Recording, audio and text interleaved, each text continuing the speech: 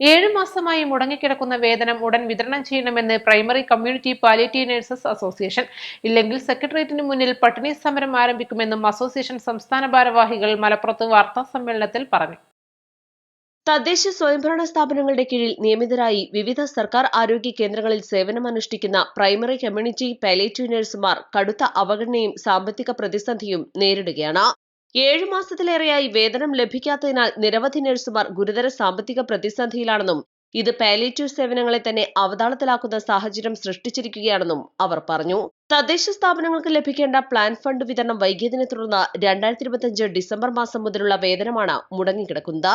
വേതനം ലഭിക്കാത്തതിനാൽ വായ്പകളും കുടുംബ ചെലവുകളും മക്കളുടെ വിദ്യാഭ്യാസ ചെലവുകളും വഹിക്കാൻ കഴിയാതെ പലരും കടുത്ത ദുരിതത്തിലാണ്. പ്ലാൻ ഫണ്ട് ലഭ്യമല്ലാത്തതിനാൽ പാലിയേറ്റീവ് ഹോം കെയറിന് പോകുന്ന വാഹനത്തിന്റെ ദിവസവാടക, ഹോം കെയർ ടീമിന്റെ ഭക്ഷണ ചെലവ്, രോഗികൾക്ക് അത്യാവശ്യം വേണ്ടിവരുന്ന മരുന്നുകൾ, രോഗി പരിചരണത്തിനാവശ്യമായ സർജിക്കൽ സാധനങ്ങൾ എന്നിവ വാങ്ങുന്നതിനും ഫണ്ടില്ലാത്തത് ഏറെ പ്രയാസം സൃഷ്ടിക്കുന്നുണ്ട്.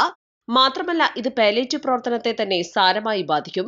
ഈ അവസ്ഥ തുടർന്നാൽ പല തദ്ദേശ സ്ഥാപനങ്ങളിലും പാലിയേറ്റീവ് പ്രവർത്തനം തന്നെ സ്തംഭനാവസ്ഥയിലാകുമെന്നും ഭാരവാഹികൾ പറഞ്ഞു. ഈ വിഷയത്തിൽ മുഖ്യമന്ത്രി ഉൾപ്പെടെയുള്ള ബന്ധപ്പെട്ട അധികാരികൾ അടിയന്തരമായി ഇടപെട്ട് മുടങ്ങിയ വേതനം വിതരണം ചെയ്യണമെന്നും അസോസിയേഷൻ ആവശ്യപ്പെട്ടു. ഇപ്പോഴും കരാർ അടിസ്ഥാനത്തിൽ നിയമനം തുടരുന്നതിനാൽ തൊഴിൽ സുരക്ഷയും ഉറപ്പില്ല. 10 വർഷത്തിലധികം സേവനം പൂർത്തിയാക്കിയ നഴ്സുമാരെ സ്ഥിരപ്പെടുത്തുകയും സാമൂഹ്യ സുരക്ഷാ ആനുകൂല്യങ്ങൾ നടപ്പാക്കുകയും ചെയ്യണമെന്നും ഭാരവാഹികൾ ആവശ്യപ്പെട്ടു. ഇവിടെ പ്രധാനമായ വിഷയം ഇവർക്ക് കഴിഞ്ഞ 7 മാസമായി ശമ്പളം കിട്ടിയിട്ടില്ല. കേരളത്തിലെ തദ്ദേശ സ്ഥാപനങ്ങളുടെ കീഴിൽ അവരെ നിയമിച്ച് ആരോഗ്യ വകുപ്പിന്റെ കീഴിൽ ജോലി ചെയ്യുന്ന പാലിയേറ്റീവ് നഴ്സുമാരാണ്. ഈ പാലിയേറ്റീവ് നഴ്സുമാരെ നമ്മൾ എടുക്കുമ്പോൾ ആദ്യമായി വിശദീകരിക്കേണ്ടതുണ്ട്. കാരണം 3 തരം പാലിയേറ്റീവ് മേഖലയുണ്ട്.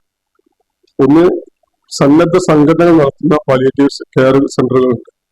അവർക്ക് ശമ്പളം കൊടുക്കുന്നത് സന്നദ്ധ സംഘടനകൾ പിരിവെടുത്ത് അവരുടെ വീതമായിട്ടാണ് ശമ്പളം കൊടുക്കാറുള്ളത്.